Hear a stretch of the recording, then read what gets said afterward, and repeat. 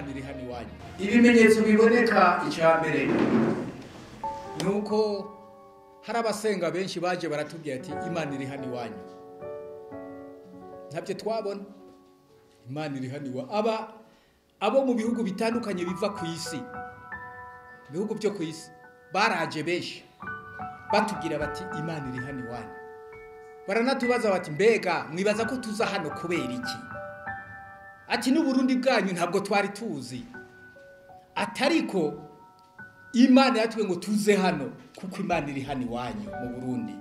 Ati imana handi hose yarahahunze kubera ibintu by'ama homosexuality, ibintu by'ibiki n'ibiki n'ibiki. Uwo bantu b'Imana bariko barabirukako mu bindi bihugu. Abo bantu bari mu bya homosexuality, ikimana rero yarahunze yaje mu Burundi.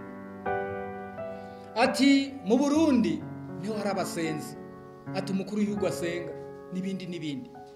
Icya kabiri, ikimenyetso, imana yaratubwiye ati mwebwe muransenga kiwa handi nzobakorera ibitangaza, nzobikora. Ibi nivyo.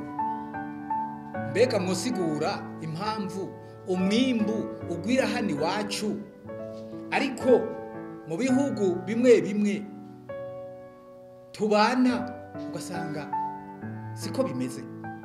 Aho mwibaza iki? Akavura kakagwa neza, izuba rikaka neza, akayaga keza. Ibyo murazi ko atamutegeza bitanga, ariko hano bikaba mu Burundi. Icyo ni ikimenyetso, kuko nawe ntiwakana ko iyo mvura utayibona. Naho uri umuhakanyi uva ngo uri umuhakanyi, ntiwakwa ko iyo mvura utayibona cyangwa izuba utaribona, cyangwa ko kayaga keza. Raba ukuntu hameze. Naho uri umuhakanyi kumbura uvuga uti je sindabyemera. Raba uko hameze harya hanze. Nawe ucu uvuga uti jewe ico nakoze niki? Nakoze ubukorikori bumeze uko. Imana umwimbu, ubu tugeze ku mwimbu wa gatatu. Tujya ku mwimbu wa gatatu mwiza. Imana ivuga iti mwebwe gusa ni munsenge, ibisigaye nzobyikorera. Icyo bundi muri za ONU za hehe twagiye twumva ibihano bafatiye Uburundi ati turabikuyeho.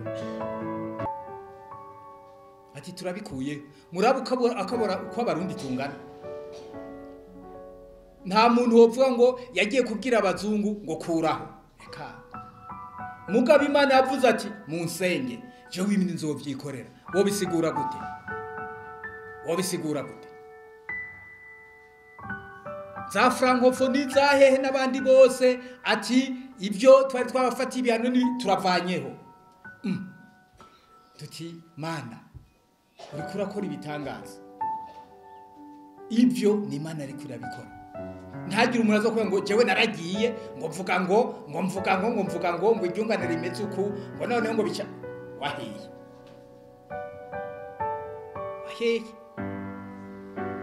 Ibyo byose ni Imana iri ku. Je ndiko ndabivuga kugira ngo kumbure uvyumve ko ari ibintu byo kuko nawe ubibona ari byabaye. Suvuga ngo ni ibintu byakahise, ngo ni ibintu oya, ni ibintu biriko biraba. Abantu ibihugu sikibiza bakatubwira ati ati mwebwe hano iwanyu, ati nukuri muriko muratera imbere ibihugu, ati muriko iyi ni Imana si twebwe gusa turi bikoresho, ariko Imana niyo yavuze ati nibigenda uko.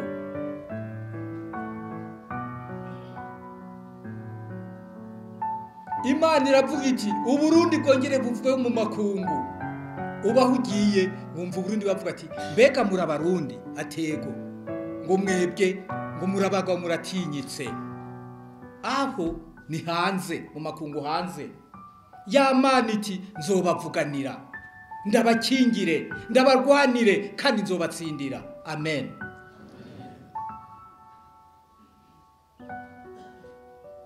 Imana turi kumwe hano.